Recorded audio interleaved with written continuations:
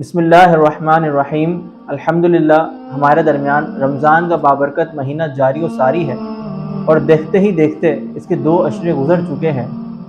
اور تیسرا عشرہ جہنم سے آزادی کو ہمارے درمیان چل رہا ہے۔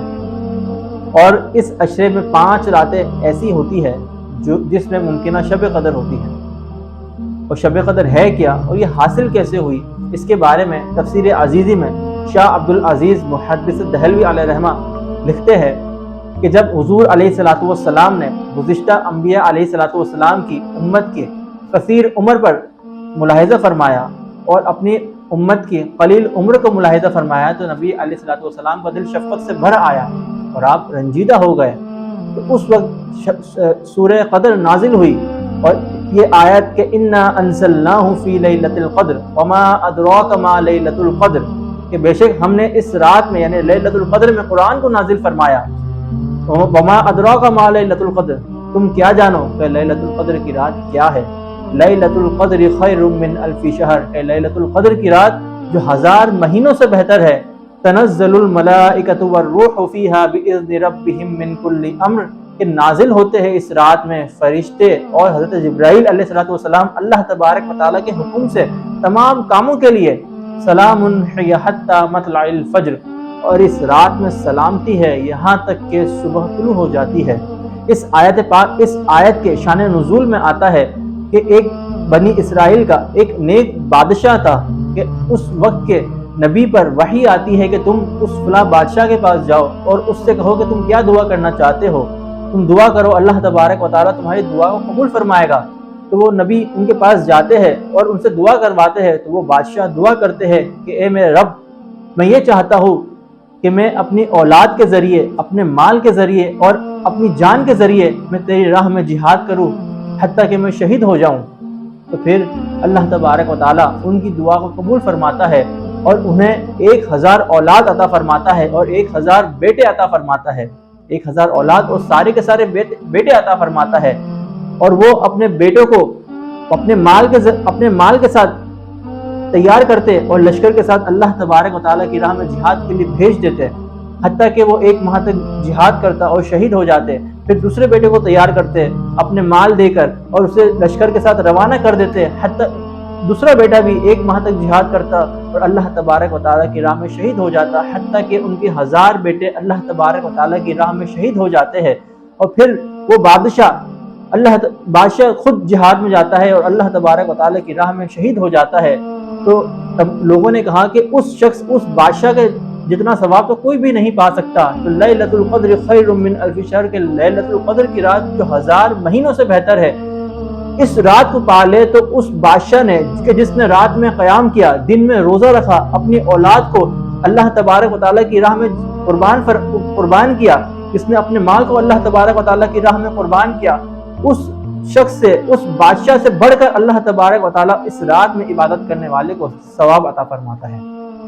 کتنی عظیم رات ہے کہ جو شخص اس رات کو پا لیتا ہے تو یقیناً وہ کامیاب ہو جاتا ہے۔ ابن ماجہ میں آتا ہے کہ نبی علیہ الصلوۃ والسلام نے فرمایا کہ تمہارے درمیان ایک ایسا مہینہ آنے والا ہے جس میں ایک رات ایسی ہے جو 1000 مہینوں سے بہتر ہے، اور جو شخص اس مہینے سے محروم رہ گیا گویا کہ وہ تمام بھلائیوں سے محروم رہ گیا۔ کہیں ایسا نہ ہو کہ یہ رات ہمارے درمیان آئے اور ہم اس رات کو غفلت میں گزار دیں، کہیں ایسا نہ ہو کہ ہم اس رات کو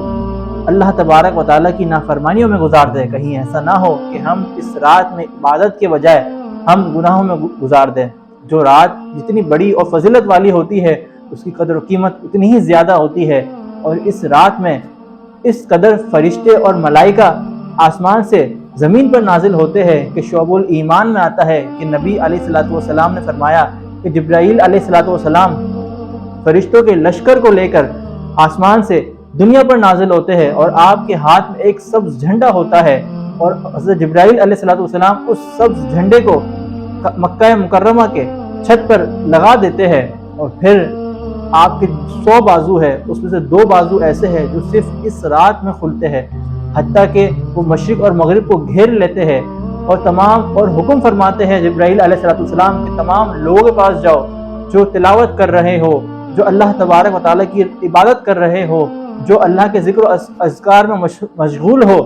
تو تم جا کے اسے سلام کرو، ان سے مصافحہ کرو، اور جب یہ رات گزر جاتی ہے تو تمام کے تمام فرشتے جبرائیل علیہ السلام کے پاس آتے ہیں۔ جبرائیل علیہ السلام سے پوچھتے ہیں کہ اے جبرائیل علیہ السلام، اللہ تبارک و تعالیٰ نے ان کے ساتھ کیا معاملہ کیا؟ تو فرماتے ہیں کہ اللہ تبارک و تعالیٰ ان تمام کی مغفرت فرمائے گا، اور پھر فرمایا سوائے 4 لوگوں کے تمام کے ساتھ بھلائی کا ارادہ فرمایا ہے۔ اور 4 لوگ کون ہیں؟ ایک وہ کہ جو شرابی ہو، شراب کا عادی ہو، دوسرا وہ جو ماں باپ کا نافرمان ہو، یعنی ماں باپ جن سے ناراض ہو، تیسرا وہ جو قطع رحمی کرنے والا ہو، چوتھا وہ جو لوگوں سے بغض و کینہ رکھنے والا ہو۔ یہ 4 لوگ ایسے ہیں کہ جن لوگوں کی اللہ تبارک و تعالیٰ اس عظیم برکت والی رات میں بھی بخشش اور مغفرت نہیں فرمائے گا۔ یہ رات اتنی برکت والی رات ہونے کے باوجود جو شراب کا عادی شخص ہے اسے سوچنا چاہیے کہ وہ اس رات میں بھی اللہ تبارک و تعالیٰ کی رحمت سے محروم ہے، وہ اس رات میں بھی اپنی بخشش نہیں کروا پا رہا، تو اسے چاہیے کہ وہ ایسی لت کو چھوڑے، ایسی عادات کو چھوڑے کہ جس میں اتنی رحمتوں کے باوجود وہ اللہ تبارک و تعالیٰ کی رحمت سے محروم ہے۔ دوسرا وہ جو والدین کا نافرمان ہو، والدین کا نافرمان بھی اس عظیم رات سے محروم رہتا ہے کہ اللہ تبارک و تعالیٰ اس کی بخشش و مغفرت نہیں فرماتا۔ اور والدین کا جو درجہ قرآن پاک میں آیا ہے کہ وَلَا تَقُلْ لَهُمَا اُفٍّ وَلَا تَنْهَرْهُمَا، کہ نہ تو انہیں اف کہو اور نہ ہی تم انہیں جھڑکو، اور فرمایا کہ والدین میں سے دونوں یا کوئی ایک بڑھاپے کو پہنچ جائے اور تم اپنی بخشش اور مغفرت نہ کروا سکو تو ہلاک ہو جائے وہ شخص۔ تو اس بات پر، اس دعا پر نبی علیہ السلام نے آمین کہا۔ کہیں ایسا نہ ہو کہ ہم اس عظیم رات میں، اس برکت والی رات میں، کیا فرمایا لیلۃ القدر خیر من الف شہر، یہ لیلۃ القدر کی رات جو 1000 مہینوں سے بہتر ہے، اس عظیم رات میں بھی ہم اس میں اجر ثواب کمانے سے محروم رہ جائے۔ کہیں ایسا نہ ہو۔ ہمیں چاہیے کہ اگر ہمارے والدین ہم سے ناراض ہیں تو ہم اپنے والدین کو منائیں، ہم اللہ کی رضا کے لیے جائیں اور ان سے کہیں کہ اے میرے والد، اے میری والدہ، میں تجھ سے معافی مانگتا ہوں، مجھے معاف کر دے۔ کہیں ایسا نہ ہو کہ میں تیری ناراضگی کو لے کر اللہ تبارک و تعالیٰ کی رحمت سے دور ہو جاؤں۔ تیسرا وہ جو قطع تعلقی کرنے والا ہو، جو رشتہ داروں سے بلا وجہ بغض و کینے رکھتے ہو، رشتہ داری کو توڑ دیتے ہو، کہ نبی علیہ السلام نے فرمایا جو وہ کامل مومن ہی نہیں ہے جو اپنے رشتہ داروں سے 3 دن سے زیادہ ناراض رہے۔ کہیں ایسا نہ ہو کہ ہم اس عظیم اور برکت والی رات میں بھی اللہ تبارک و تعالیٰ کی خوشنودی حاصل نہ کر سکے، اللہ کی رحمتیں حاصل نہ کر سکے۔ تو اللہ تعالیٰ سے یہی دعا ہے کہ اللہ تعالیٰ ہمیں اس برکت والی رات میں ہمیں عبادت کرنے والا بنائے، اور اس رات کا جو اجر ہے، جو ثواب ہے، وہ ہمیں حاصل ہو، تاکہ ہماری دنیا بھی صبرے اور آخرت بھی صبرے۔ اللہ تعالیٰ سے دعا ہے کہ باری تعالیٰ جو کچھ ہم نے سنا اس پر عمل کرنے کی توفیق عطا فرمائے۔ وآخر دعوانا الحمدللہ رب العالمین۔